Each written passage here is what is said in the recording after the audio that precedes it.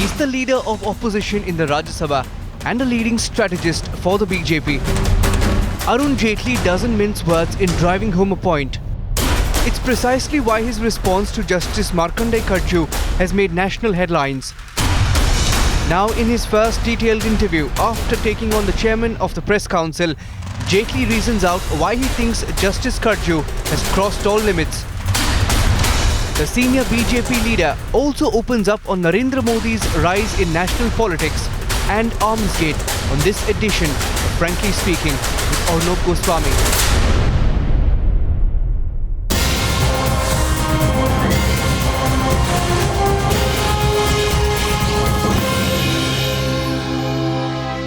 Mr. Jaitley, thank you very much for speaking to me on Frankly Speaking. Thank you. Thank you very much.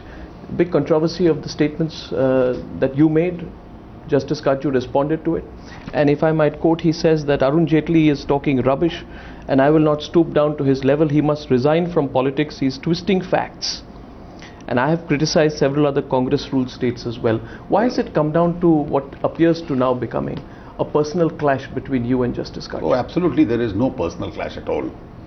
In fact, this is the first time I am speaking on camera. I am one of the few, there are some others also, who on issues of public importance and public interest occasionally writes. I write an article, I put it on my website, the media takes it as a comment on a public issue and it initiates a debate. And I think that's a good thing for Indian politicians to do. My grievance with Justice Karju certainly is not the choice of his vocabulary, which I don't envy. It's also not the fact that he has strong political views. Any individual is entitled to have political views. My grievance is also not that somebody is criticizing me or my party or Mr. Narendra Modi. A lot of people in the world criticize us and they are entitled to criticize us. My issue is only and only of propriety. And my issue of propriety is, can a person occupying a quasi-judicial post, because he is a former judge of the Supreme Court, actively participate in politics? When you write a signed appeal to people to vote for a particular candidate or to vote against a particular candidate, and you elaborate reasons why you must vote against so-and-so, there is no denying the fact that you are participating in politics. There is no provision in the Constitution which says Supreme Court judges can't make an appeal for a candidate. But we'll run havoc if judges started issuing appeals for candidates. Now my question is, when certain positions, I am not very happy with this idea of giving positions to judges after retirement, but under the present system we are giving positions. Since we are giving positions to judges post-retirement, which are quasi-judicial, where you hear cases, you hear complaints, you decide those matters, certain amount or complete amount of political neutrality is expected. The moment you stop practicing political detachment and become an active player by issuing that appeal in the Hindu, and then the Congress party says he is entitled to criticize Modi and issue that appeal. Now this is not a subject which concerned the Press Council of India. It didn't concern press ethics. It didn't concern freedom of press. What should be the developmental model of Gujarat? Who is guilty for 2002? Who's not guilty for 2002? Who set the Sabarmati Express on fire? Now these are all issues on which he makes a comment which is political in nature, which is a one-sided comment, and he ends it by saying, I appeal to the people of India to vote in a particular manner and not in a particular manner. Justice Karju has participated actively in a political activity. For all those who are supporting his right to criticize Modi, I am not disputing his entitlement to have a view. But is a judge or a person holding a judicial or a quasi-judicial office entitled to participate? What is the propriety? I am only on an issue of propriety. I am on no other issue. No, but you're also on the issue of what he has said. Now, there are two parts of this controversy, Mr. Jaitley. One is whether Justice Karju has the right or should be exercising his views in the manner that you question. The other is the specific allegations which he lays out. I want to spend some time on the specific allegations in your article. You, Mr. Jaitley, accused Justice Karju of selectively targeting non-Congress governments. Karju disputes that, and he is not entirely incorrect.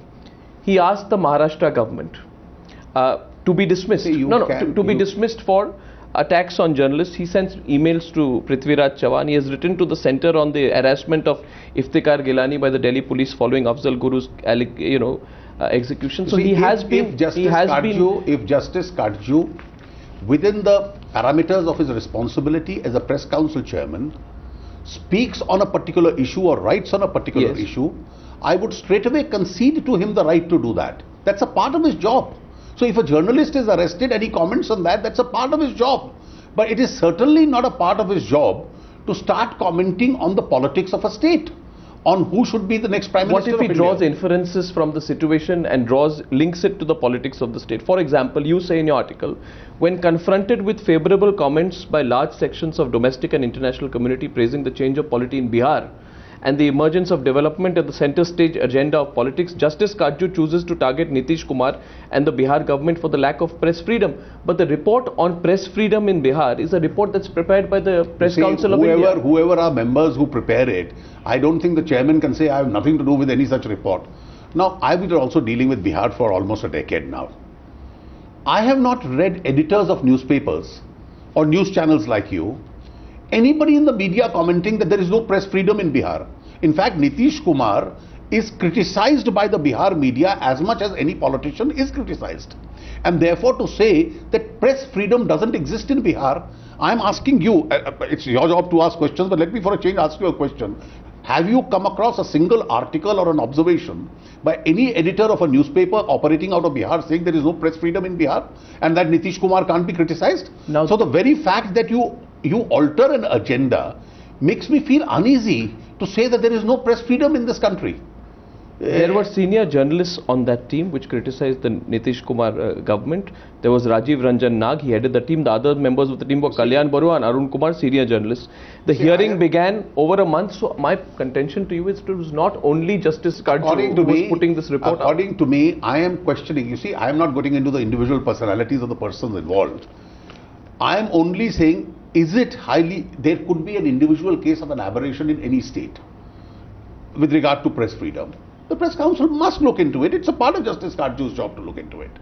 But to then come up and say that the press in Bihar is in danger. Now, a comment of this kind, you see, a lot depends on who you select to go into a particular team. I'll give you a team for any state which can come out with a report also. But a chairman has to be very particular about who he selects, who he doesn't select. Are you suggesting that the Press Council I am not even suggesting for a moment, but I am strongly contesting the fact that press freedom doesn't exist in Bihar. If any journalist or editor of repute is in a position to show that Nitish Kumar or his government is a threat to press freedom of Bihar, I'll be certainly enlightened if they give me facts to that. But equally, can't it be argued that Arun Jaitley is reacting to criticism of NDA governments? Arun Jaitley did not come out and say, an equally scathing and perhaps sweeping comment was made when Justice Karju said he shot off a show cause notice to the Maharashtra government with dismissal under Article 356 for failing to uphold the constitution. The provocation was attacks on 800 journalists over 10 years. At that time, allow me to complete. At that time, why didn't Arun Jaitley or a senior BJP leader come and contest what Justice Karju did? Even at that stage, of course, you don't comment on every issue. But I don't think Press Council has been given the power under Article 356. And therefore, the power under Article 356 under the Constitution belongs to the President on the aid and advice of the Council of Ministers, whether acting on the report of the Governor or otherwise. Press Council issuing notices under Article 356, please understand, when the Constitution has prescribed the power to be exercised in a particular manner subject to certain constraints, it must be exercised in that manner and not at all. The very fact that you have a former judge of the Supreme Court heading the Press Council, you all the more expect Press Council to act with a sense of responsibility. Is the Press Council of India chairman to be censored, Mr. Jaitley? The argument can be made that ideologically Justice Karju may have his point of view. He's exercising his point of view as much as you are. Please, he's entitled to. My simple question which I put to you in the beginning, if he wants to exercise a point of view on who should be the next Prime Minister of India, what should be the economic development model, who is responsible for a certain political development or otherwise, issues not related to press freedom. And these are all issues he's commented on in the Hindu, which are not related to press freedom. he must then, as an ordinary citizen, write on these subjects.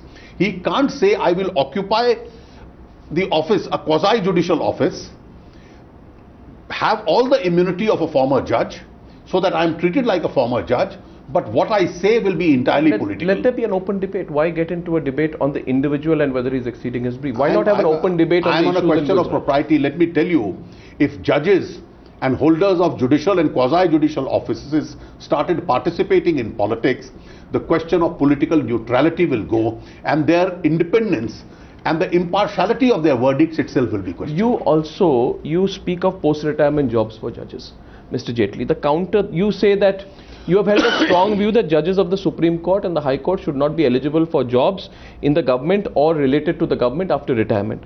However, this is a norm. And all governments, including yours, when you were law minister, have appointed judges in critical posts. That's a fair comment to make. That's a fair comment to make. So why is this an afterthought now? It's not an afterthought. After all, your own views evolve on basis of a certain experience. Conventionally, tribunals, other quasi-judicial bodies have been headed by former judges. True. And therefore, those jobs have been given to former judges. True. In the recent years, my own experience, and I have said this on record, not for the first time in the context of Justice Karju, I have repeatedly said so. I have found on the eve of retirement a clamour amongst judges to get post-retirement jobs. A very large number of them feel that getting a job after retirement, and some judges of high integrity and high reputation like Justice Verma, Justice Venkatachalaya, to drive home the point that this should not be done, decided not even to do private arbitrations, let alone accepting these jobs, except the constitutional office of NHRC. They did not accept these jobs. Even when other responsibilities were offered to them, they said, we'll do it without remuneration. Why I am saying this point is, pre-retirement conduct can be and at times gets influenced by the desire of a post-retirement job. Does that apply to the India government too? That certainly is on basis of that experience that I am saying so. And I have said this on record, that even when I was a law minister, my own experience was the clamour amongst retiring judges to get jobs was very high. It's not in the interest of independence of judiciary that we have a situation that every judge thinks of what happens to him post-retirement. Therefore, when people have spoken in terms of increasing the age, I am all in favour of increasing the age. I am all in favour of even making your pension equal to the last round pay, so that it adds to judicial independence, but then subsume all these tribunals for serving judges. For serving judges, the level of accountability is far higher. Post-retirement, the level of accountability is very little. Mr. Jaitley, I get a sense that this is not really about Justice Karju, is it? It is about the criticism on Narendra Modi, which perhaps the Bharatiya Janata Party suspects might increase in the weeks and months to come. Not in the least. So allow me, does your reaction, if I were to ask, does your reaction to Justice Karju's piece, where he repeatedly refers to 2002, is that reaction based upon a political assessment that we will now have to react extremely strongly to any criticism of Narendra Modi on the Gujarat riots? I reiterate that my reaction is primarily on a question of propriety.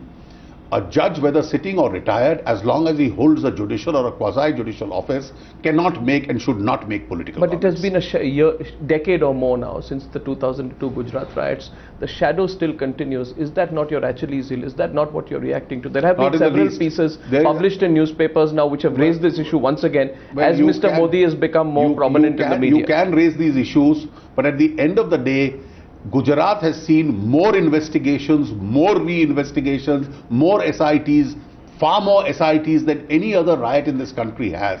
And I am afraid they have not been able to find any evidence against But Mr. the Modi. question is of perception, Mr. Jaitley. Well, the perception is created by you. The truth lies in the evidence.